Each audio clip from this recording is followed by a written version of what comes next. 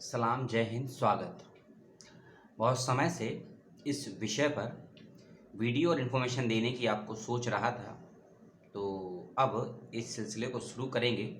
और अक्टूबर 31 को आप ये वीडियो देख रहे हैं। लौह पुरुष सरदार वल्लभ भाई पटेल के जन्म दिवस की बहुत बहुत शुभकामनाएं। और ज्ञान, अध्ययन और सूचनाओं से शुरू करते हैं वीडियो को।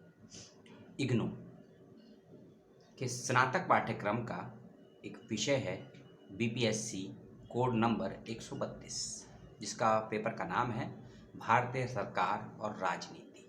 इस विषय में यदि आप इंटरेस्ट रखते हैं तो आज मैं आपको बताने वाला हूं फरवरी 2021 में आए प्रश्न पत्र के कुछ सवालों के विषय में।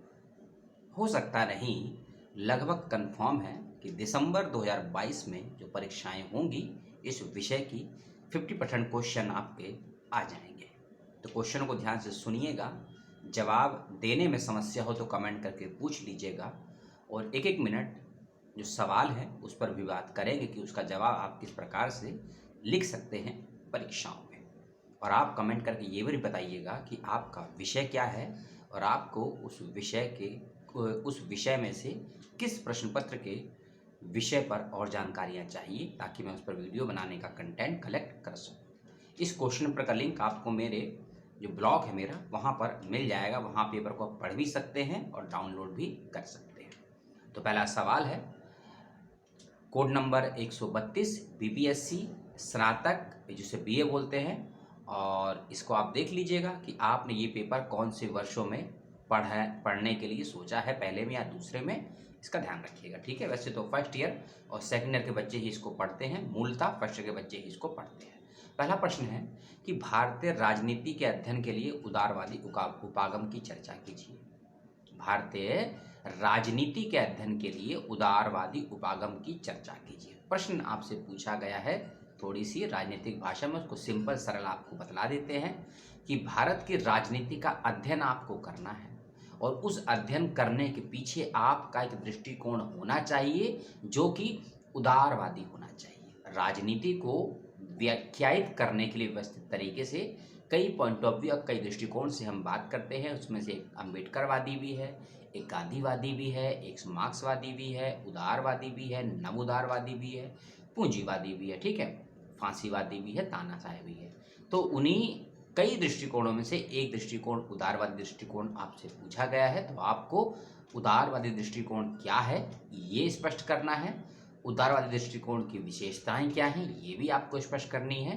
फिर आपको उदारवादी दृष्टिकोण और विशेषताओं को सम्मिलित करते हुए ये बताना है कि भारतीय राजनीति के अध्ययन करने में कैसे ये सहायक हो सकता है उदारवादी दृष्टिकोण। दूसरा प्रश्न है आपके समक्ष, भारतीय राजनीति के अध्ययन के लिए मार्क्सवादी उपागम के क्षेत्रों को समझाइए। पहले में आपसे उदारवादी पूछा गया, दूसरे में आपसे मार्क्सवादी पूछा गया।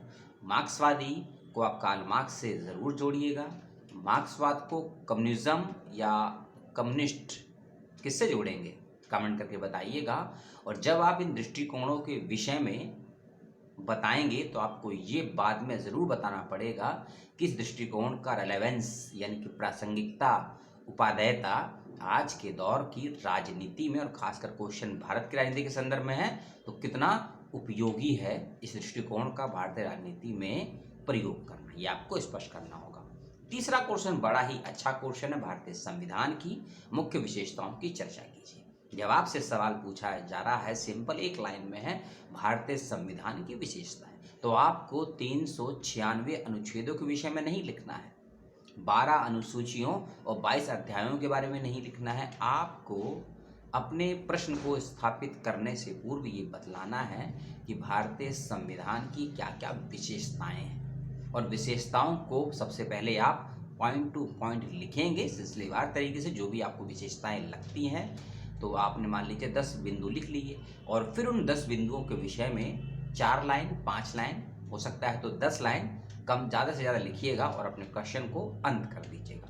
अब इन विशेषताओं में क्या लिखेंगे, भारत, जो भारत है हमारा इंडिया है, वह एक राज्य है या एक देश है, इसको स्पष्ट करने के लिए अनुच्छेद 1 से नंबर अनुच्छेद 5, 1 से 5 की आपको ज़रूरत पड़ेगी। फिर आपको बताना पड़ेगा कि हम भारत के लोग यानी कि भारत के लोग कौन होंगे, कौन भारत के नागरिक हो सकते हैं, यानी कि भारत की नागरिकता किसे मिलेगी, किसे नहीं मिलेगी, तो अनुच्छेद नंबर 6 से 11 की बात करेंगे। फिर आप कहेंगे हमको संविधान ने बहुत से अधिकार दिए हैं, सभी को अधिकार दिए हैं जो भारत का नागरिक है, लेकिन जो भारत का नागरिक नहीं है उसको भी कुछ विशेष अधिकार दिए गए हैं। तो आप अगली विशेषता के रूप में मौलिक अधिकारों की बात करेंगे। ये अधिकार मिल गए आपको, सब मिल गए, भी अधिकारों का प्रयोग आप कहाँ करेंगे, राज्यों में करेंगे तो शहरों में करेंगे, या व्यक्ति कहीं भी कर सकता है। इसके लिए फिर आपको राज्य के नीति निर्देशक सिद्धांतों की तरफ जाना पड़ेगा। और जैसे ही आप अगली विशेषता की तरफ जाएंगे, सिद्धांतों के बाद में आपको बताने पड़ेंगे कि अधिकार ज़्यादा महत्वपूर्ण है या कर्तव्य यानी कि ड्यूटीज़। तो आपको भारतीय संविधान के अनुच्छेद 51 का हवाला देते हुए भारतीय संविधान में भारत के नागरिक क्या कर्तव्य है उसको बताना पड़ेगा, है ना। तो ऐसी कई विशेषताएं आपके जहन में जो भी आती हैं उसको लिखिएगा अपने इस सवाल में। बीपीएससी कोड नंबर 132 पेपर की हम बात कर रहे हैं और ये दिसंबर 2021 और दिसंबर 2022 से संबंधित है, ठीक है। और दिसंबर 22 में इसलिए बोला मैंने क्योंकि 22 में भी सवाल जरूर आएंगे। अगला सवाल है, ये टिप्पणियां हैं जो अगला बताने वाला हूँ, क्वेश्चन नंबर 4। इसमें 2 सवाल हैं और दोनों के दोनों ही आपको करने हैं। 250 शब्दों में आपको उसका उत्तर देना है। पहला है मूल कर्तव्य, मैंने बताया अभी आपको मूल कर्तव्य जो कि 51 का में दिए गए हैं 51A में, उसकी आपको बात करनी है, ठीक है। एक्सप्लेन नहीं करना है आपको, क्योंकि भारतीय संविधान में जो मूल कर्तव्य दिए गए हैं उनको एक्सप्लेन करने की जरूरत है भी नहीं। 1 से 2 पेज में आप इसका जवाब लिखिएगा, क्योंकि 10, 15 या 17 या 18 जितने भी कर्तव्य हैं उसको उतनी लाने में लिखिएगा। भाषा आपके ऊपर नीचे हो सकती है, भाव आपका नहीं बिगड़ना चाहिए, ठीक है। दूसरा क्वेश्चन है क्वेश्चन नंबर 4 का ही, गांधीवादी परिप्रेक्ष्य और उत्तर आधुनिकता एवं यानी कि आपको गांधीवादी परिप्रेक्ष्य एवं उत्तर आधुनिकतावाद को बताना है। तो इसमें कई सारे कीवर्ड हैं, उत्तर आधुनिकता, फिर आधुनिकतावाद और उसके संदर्भ में गांधीवाद, यानी कि आपको गांधीवाद को स्पष्ट करना है उत्तर आधुनिकतावाद के परिप्रेक्ष्य में, यानी कि गांधीवाद है भी या नहीं पहले तो आपको ये बताना है।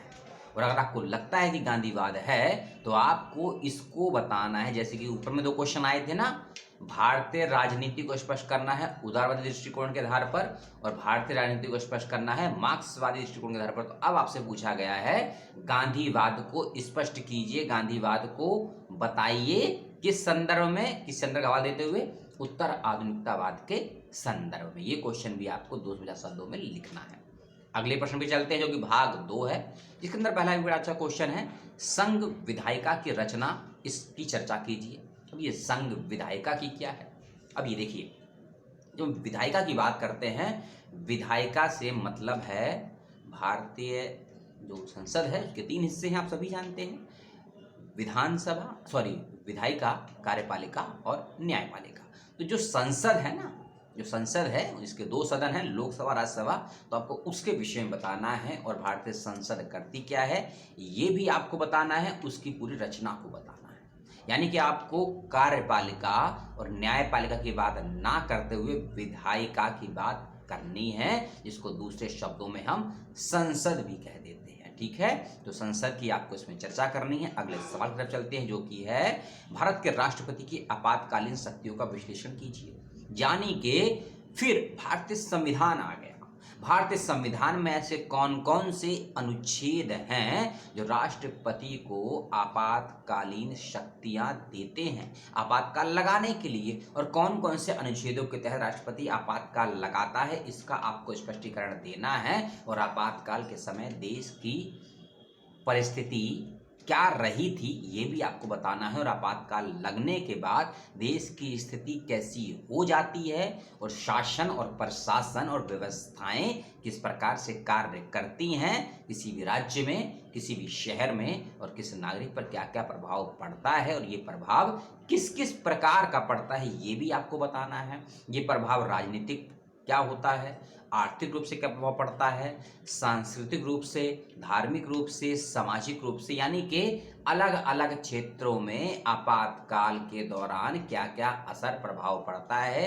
ये भी आपको बतलाना है। लेकिन उससे पूर्व सबसे पहले आपको भारत के राष्ट्रपति को संविधान, खासकर जिस देश में लगता है, क्योंकि भारत का नाम लिखा है तो आपको भारत के संविधान की बात करनी है, तो भारतीय संविधान के सभी अनुच्छेदों को बताना है जिसके तहत आपातकाल लगता है, और उसके अंदर राष्ट्रपति का जिक्र करना है, विशेष रूप से ध्यान रखिएगा। अगला क्वेश्चन जो कि इस प्रश्न पत्र का सेकंड लास्ट क्वेश्चन है, देखिए बीपीएससी 132 जो कोड नंबर है ना इग्नू का, इस विषय पर और भी प्रश्न पत्र दिए गए हैं, उसकी भी चर्चा हम आगे वाले समय के वीडियो में करेंगे, ठीक है ना। बहुत से सवाल आपको मिलते जुलते भी लगेंगे। एक सवाल और है, जाति के बदलते स्वरूप की समझाइए, चर्चा कीजिए। यानी कि जाति व्यवस्था, ये जाति व्यवस्था वर्ण व्यवस्था से बेहद अलग है।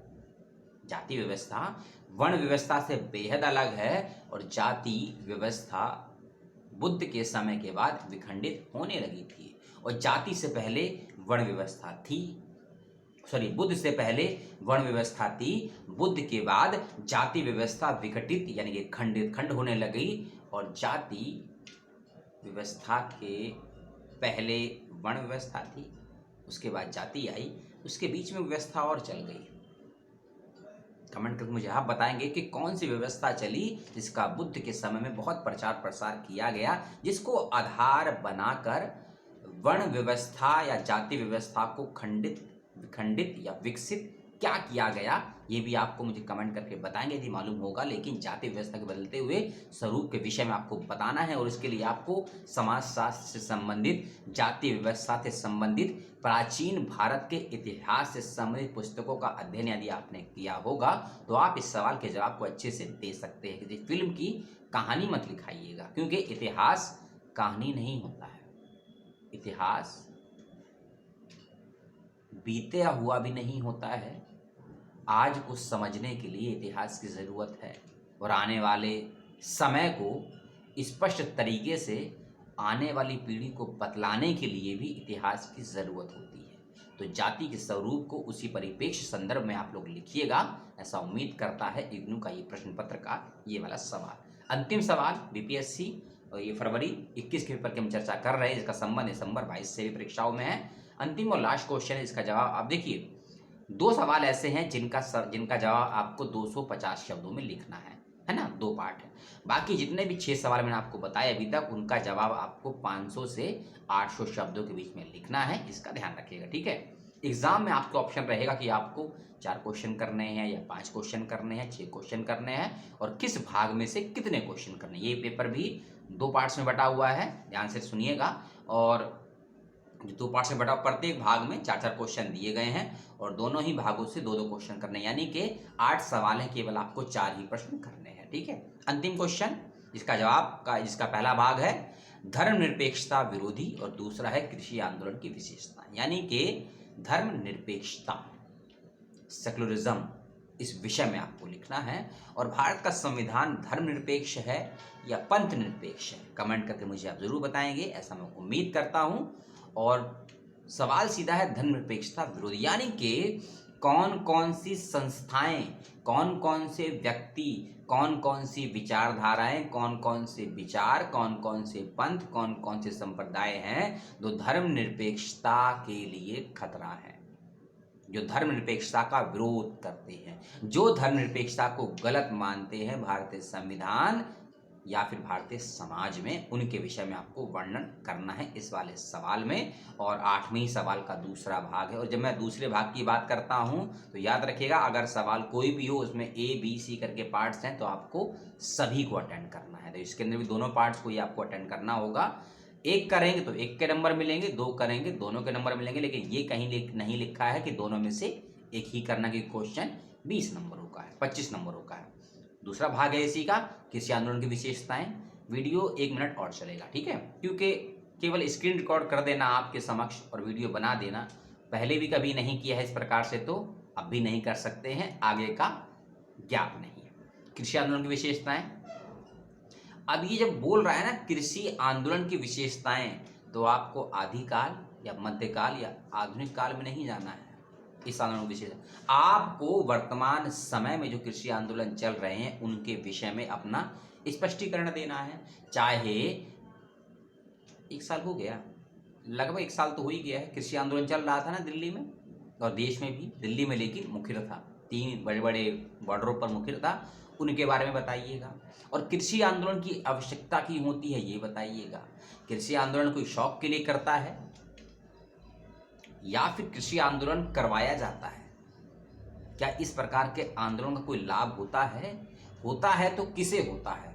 और अगर कृषि आंदोलन का नुकसान होता है तो किसे होता है, किस प्रकार से होता है, ये भी आपको बताना है। ऐसा नहीं है केवल आपको कृषि आंदोलन की विशेषताएं बतानी है, सिर्फ विशेषताएं। सवाल को परखिए, कृषि आंदोलन की विशेषताएं आपको बतानी है। अब आप पे ये निर्भर करता है कि आपको आदिकाल यानी कि प्राचीन, मध्य, आधुनिक या उत्तर आधुनिक किस परिप्रेक्ष्य में अपने सवाल के जवाब को रखते हैं। और प्रश्न में कभी ये भी नहीं लिखा है कि आपको अपने जवाब को भारत तक सीमित करना है या किसी दूसरे देश तक नहीं जाना है। तो ये आपकी बौद्धिकता और दूरदृष्टि पर निर्भर करता है कि आप अपने सवाल के जवाब की सीमा क्या तय करते हैं। ठीक है, तो आज मैंने आपसे बात की आपकी डिमांड पर भारतीय सरकार और राजनीति विषय कोड नंबर 132 बीपीएससी इग्नू स्नातक का ये पेपर है। फरवरी 21 के ये सवाल हैं, जिसका बहुत से सवाल नहीं 50% ज़्यादा सवाल आपके दिसंबर 22 की जो परीक्षाएं होने वाली हैं उसके अंदर भी पूछे जाएंगे। तो आपका भी कोई प्रश्न पत्र का सवाल अटक रहा है या नहीं मिल रहे हैं, कमेंट करके बताइएगा। बहुत जल्दी किसी और विषय के साथ आपको मिलेंगे। तब तक के लिए अपना, अपनों का, परिवार का, प्रकृति का, पुस्तकों का और शिक्षकों का ख्याल रखिएगा। और मेरे लिए कोई सुझाव सवाल हो कमेंट बॉक्स में उसका स्वागत है। कौन सी बात आपको पसंद नहीं आई या समझ में नहीं आई ज़रूर पूछिएगा। वीडियो को लाइक, चैनल को सब्सक्राइब, वीडियो को शेयर करने की आवश्यकता नहीं है। जिसको करना होगा वो करेगा, जिसको सवाल पूछना होगा वो भी करेगा। लेकिन अगर जिंदा हैं तो कुछ करिएगा। जय हिंद।